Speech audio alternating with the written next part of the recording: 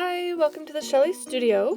Today I'm going to do another watercolor technique lesson for my niece Aislind. So this one is still the wet in wet technique. What we're going to do is make some feathers. So what you want to do is draw the outline. If you're uncomfortable just doing it in water, do it in pencil. I think it helps to get a real good idea of where you want your paint to go. So we're just going to draw the feather in pencil.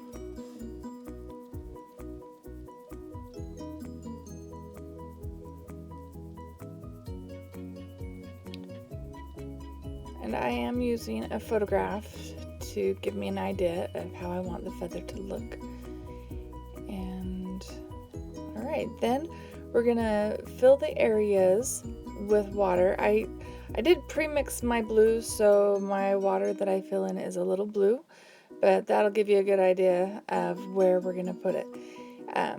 Feathers do have little splits, so I'm leaving a dry gap where those lines come down so that they won't, it won't be all one solid watercolor.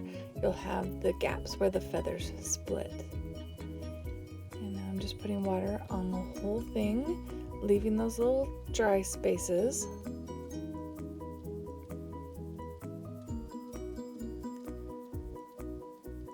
And now I'm going to put some of the blue in. I decide I need a little more color. Make it nice and vibrant. And I am just using the Prang watercolor tray, just the cheap one. I do have more expensive watercolors, but for the purpose of these little lessons, I'm just using my little Prang watercolor.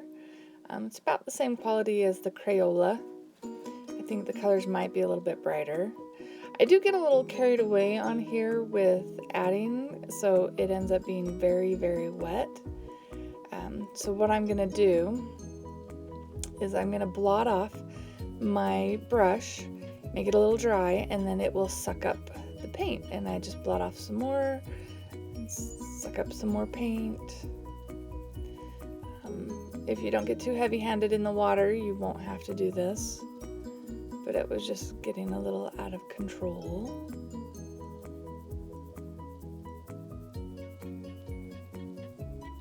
And then I'm just going to go through, so I lift that up, and make my outside edges a little bit better.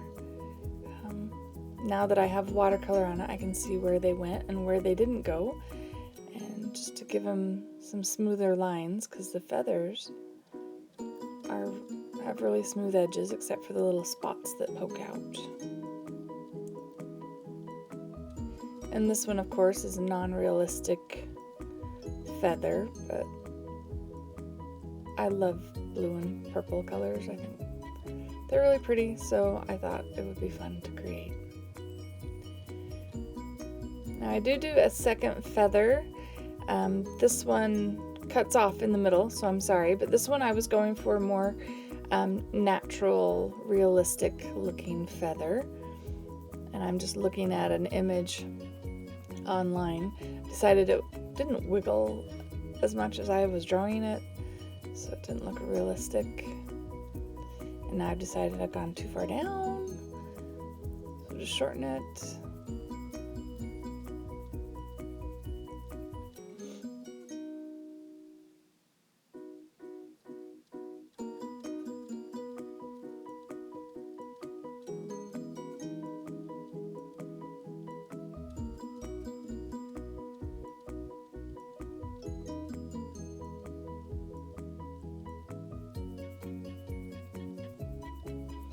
Alright, so here we go. We're gonna fill this one with water. My water is blue, so you can still see it. I probably should have cleaned out my rinse water, but I didn't. And now we're gonna add a little bit of yellow, so it gets a little murky looking, but you know, it will be okay in the end. Then we want to add some brown, and that goes on really dark. Ended up with a lot of pigment there.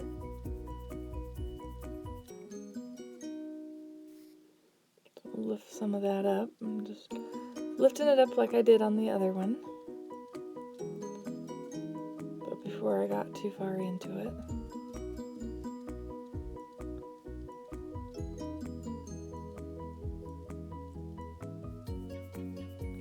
And this is where it cuts off. Sorry you didn't see any of that, but I decided I would do a third one so you can get a better idea of a more realistic looking feather.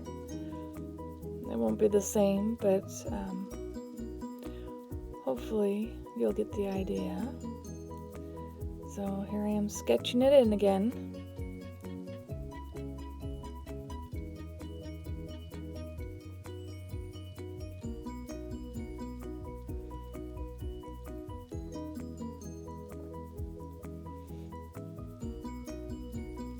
Still not cleaning out my water.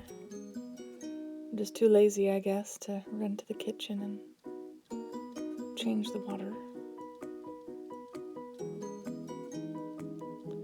So now I've got that all wet, and we can do the wet in wet technique. This time I lifted up a little bit more water so I didn't have big puddles. We're going to add some yellow. And now I don't know which bird this is from. Actually, this one's not quite as realistic looking as the last one. But it was an actual feather I was looking at.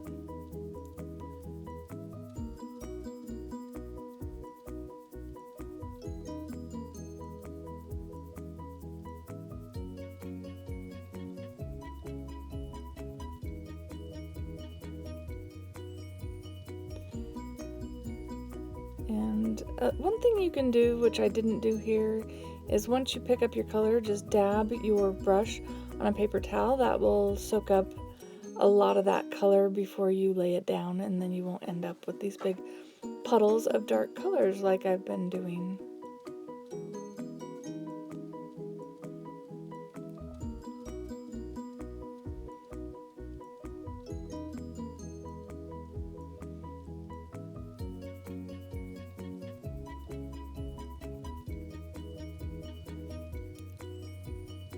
So this is a little bit of black. Most watercolorists would say don't use black, but there was black on my palette, so I decided I would use it.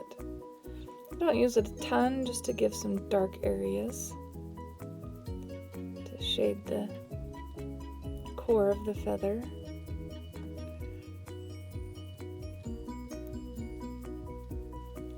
And this feather did have spots on it. I would suggest you make sure that you don't have a big puddle of water on your picture when you put spots on, or you'll just end up with big blended blobs like the other areas that we've done. So you just make sure it's a little bit dry. You can look at it, if you look at it at an angle, you can tell if it's just damp or if it's really wet, and that'll help you.